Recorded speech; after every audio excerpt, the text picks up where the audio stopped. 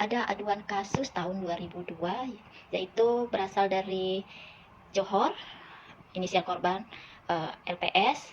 Dia bekerja selama 2 tahun itu ganti-ganti majikan. Jadi selama 2 tahun sudah lebih dari 10 majikan. Nah, di sini ada cerita menarik masalah penanganan kasusnya. Jadi 1 tahun bekerja, LPS ini mengajukan atau membuat laporan tentang kasusnya. Jadi dia menceritakan tentang perlakuan pihak agensi yang terlalu kejam terhadap para pekerja, khususnya PRT. Dan agensi ini pun bukan agensi ecek-ecek ya, ini agensi cukup besar karena di Malaysia dia ada, di Singapura juga ada dengan nama yang sama. Dan agensi ini pun termasuk salah satu bestinya KBRI atau agensi yang terdaftar. Lanjut cerita ke masalah LPS, hampir rata-rata yang melalui agensi tersebut mengalami kondisi yang sama atau perlakuan yang sama. Misalkan nggak boleh pegang handphone, gaji ditahan oleh agensi, penyiksaan apabila dipulangkan dari majikan, terus ada tindakan penganiayaan di dalam kantor atau tempat penampungan PRT. Singkat cerita, LPS ini ingin pulang, tapi pihak agensi tidak menginginkannya dengan alasan, ya nanti tunggu 2 bulan lagi, ya nanti tunggu 2 bulan lagi. Dan setelah 2 bulan, ternyata pihak agensi tidak memulangkannya, tapi hanya menukar-nukar majikan. Kenapa agensi melakukan tindakan seperti itu?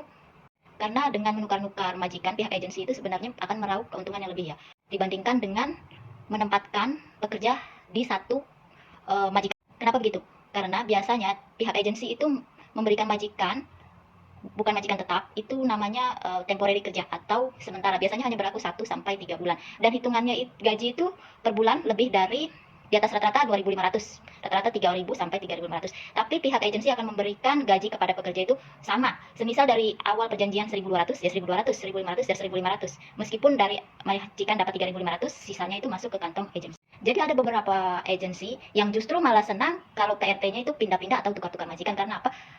Dengan begitu menurut agensi akan berisiko kecil, tidak perlu menguruskan permit kerja, dan uang pun boleh berlipat-lipat ganda. Nah, hal ini yang dirasakan oleh LPS. Sampai akhirnya selesai 2 tahun kontrak kerja dah habis, tapi pihak agensi tetap nahan dia. Akhirnya LPS membuat aduan kepada organisasi PRT. Di dalam menangani kasusnya melibatkan NGO atau organisasi Malaysia, yaitu Tenaga Nita. Dan waktu itu penerima aduan kasus adalah saya sendiri dan pendampingnya pun saya sendiri. Saya termasuk salah satu dari pendamping atau penerima aduan kasus. Sebelum aduan kasus naik atau dirujuk kepada NGO atau JTK atau KBRI, dalam pendampingan kasus kita mengarahkan untuk bernegosiasi dulu terhadap kepada majikan. Bila jalan negosiasi tidak menemukan hasil, barulah lanjut ke tingkat selanjutnya, yaitu pemanggilan oleh pihak KBRI atau pihak JTK. Nah, di kasus LPS ini, LPS sudah berusaha bernegosiasi dengan agensi untuk meminta gaji dan untuk meminta pulang, tapi tidak digubris, tidak diraukan oleh pihak agensi. Jadi, LPS pun mengancam pihak agensi bahwa dia akan melakukan laporan terhadap agensi ke pihak KBRI. Setelah itu, LPS dijemput dari rumah majikan dan dikurung di asrama agensi. Waktu itu LPS menggunakan HP itu diam-diam ya, dan dia sampai 2 kali handphonenya kena sita karena ketahuan menggunakan handphone. Dan di handphone yang terakhir pihak agensi menyita dan mengecek ya semua WhatsApp yang ada di dalam handphone LPS, dan ternyata di situ ada chattingan dengan saya yang bahwasannya akan mendampingi atau membuat laporan atas kasusnya. Nah, barulah di situ pihak agensi sadar, ya sempat marah juga terhadap LPS, dan sebelum kasusnya dirujuk ke KBRI, pihak agensi pun udah ngerasa risih dan dia mau memulangkan LPS dan diantarkannya ke Bandara Kuala Lumpur. Padahal dia bekerja di Johor dan agensi itu berada di Johor, tapi pihak agensi mengantarkannya ke Bandara Kuala Lumpur. Selama proses pemberangkatan atau pemulangan LPS, saya dengan pihak tim memantau terus prosesnya. Karena takut terjadi sesuatu dengan dia, semisal gaji nggak dibayar atau dokumen ada yang tertahan. Waktu itu ada masa rekalibrasi pemulangan, dan di situ dia kena bayar kompon karena permit dia sudah habis waktu, jadi dia kena denda untuk keluar. Setelah pembayaran kompon di bandara, semua dokumen dia dan gaji dia dan semua barang-barang dia diserahkanlah oleh pihak agensi.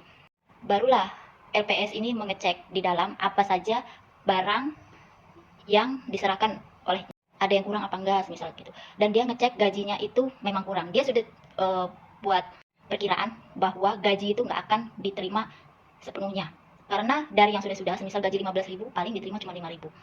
Dan benar aja gaji dia seharusnya lebih dari 10.000, tapi dia hanya nerima uang di tangan tuh hanya 1.000 dengan alasan waktu itu bayar yang nggak masuk akal lah. Misal PCR bisa sampai 300.000, 300 ringgit maksudnya. Terus ongkos dari Johor ke KLIA itu 700 ringgit. Terus tiket yang sampai beribu-ribu. Pokoknya yang dipegang agensi waktu itu sekitar 7.500 lebih. Tapi alhamdulillah, meskipun LPS sudah berada di Indonesia selang waktu 2 minggu, uang dia bisa dituntut balik. Caranya bagaimana? Lanjut ke sesi berikutnya. Di part 2.